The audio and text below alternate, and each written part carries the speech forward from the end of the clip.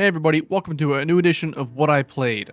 This was a slightly busier month than I originally anticipated. Outside of one game, it consisted of all new titles, and given of how the slate of games for April and May looks, that may remain a case for a while yet. Before we get there though, let's talk about the games I played for March 2026.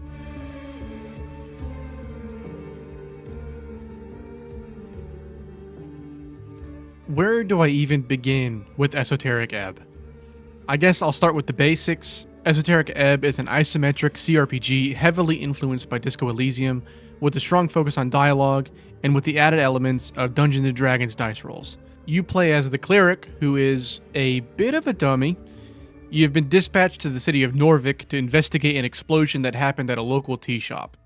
You arrive as the city is embroiled in political drama a week before the city's first proper election ever. From here, you work to uncover what I'll describe as a great political conspiracy while trying to find out where you, a babbling, idiotic cleric, align politically yourself. I'm being purposely vague because I will say this right now. Up to this point, as I record this video, this is the best game I've played all year. I'll also add this, without a doubt in my mind, the best written game I've ever played. The inner dialogue that takes place between your emotions, which are strength, dexterity, constitution, intelligence, wisdom, and charisma, had me enthralled, and the interactions you'll have with other people in your party are so captivating.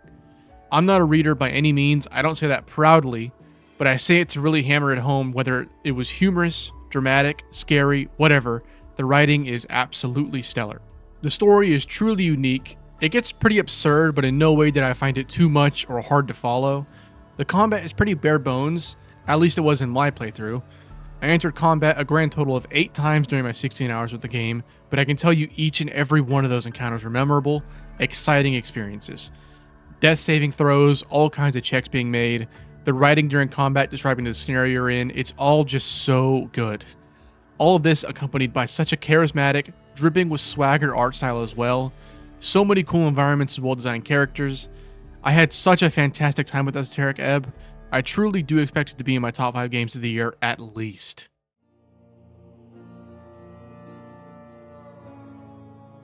I've made it very clear for years now that Path of Exile is one of my favorite games of all time. There really isn't a game out there that compares to this one as far as giving you those sweet, sweet dopamine hits, whether it's from wiping out screens of enemies or getting a nice drop. If you're unaware, Path of Exile is an isometric ARPG inspired by Diablo 2, made by Grinding Gear Games. It's mainly known for how wildly complicated it is, and believe me, it earns that reputation.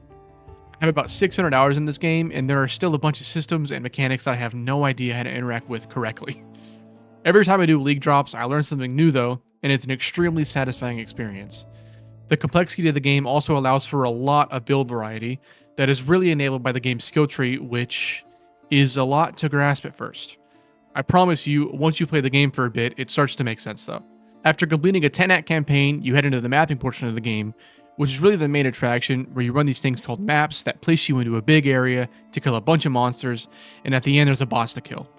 In these maps, you can find league mechanics, which are basically old updates to the game, but once they're made core to the game, are always available. You can spec into these league mechanics on what is called your Atlas tree. I know, another skill tree. You choose what you do and don't get in your maps, so you don't have to spend time doing things you don't want to interact with. For example, this league I played Kinetic Fusillade, which has good clear speed, so I opted for Legion, which gives you a bunch of frozen enemies, you kill them, and then they spawn for real, and you kill them again for their rewards. There's a bunch of options like Blight, a tower defense mechanic, Expedition, where you blow up an area and a ton of monsters spawn from the ground, and many, many, many more. This is a gross simplification of what Path of Exile really is. I haven't even gone into the endgame bosses, their pinnacle versions, or anything like that, but we'd be here for an hour if I did that, so I won't. I thought this league was really cool. The league mechanic called Mirage essentially gave you a section of your map to play again, which meant double Legion encounters for me a lot of the time, which was good fun. Grinding Gear Games hardly ever misses with Path of Exile, so it'll likely be a game I play for the rest of my life.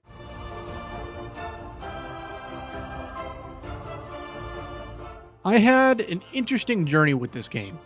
I had no real intention of buying it, to be totally honest. I played the demo for 8 hours and was really into the gameplay loop of going into dens, finding eggs, hatching them, and helping to restore habitats for the monsters I find.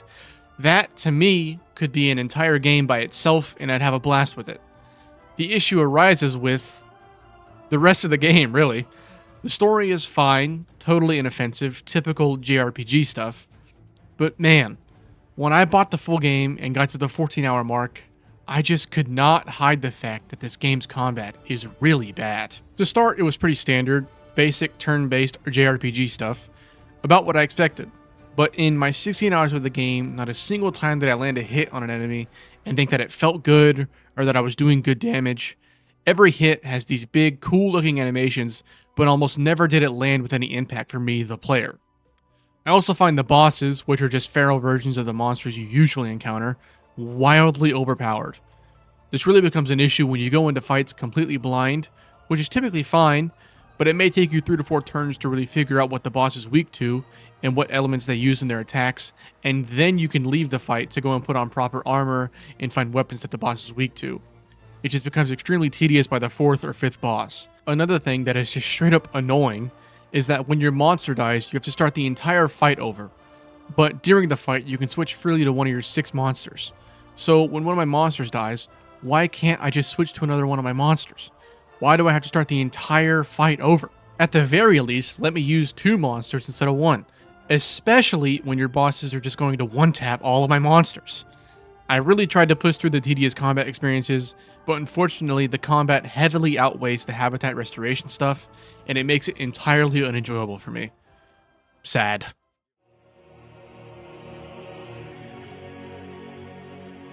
Alright, here we go, the big one. At the time of writing, I'm about 50 hours in the Crimson Desert. I want to say right now that this is going to be very, very broad strokes because I do have a video plan to go over how I really feel about the game once I'm fully done with it, because there is just so much game here. Generally, I am enjoying my time with Crimson Desert.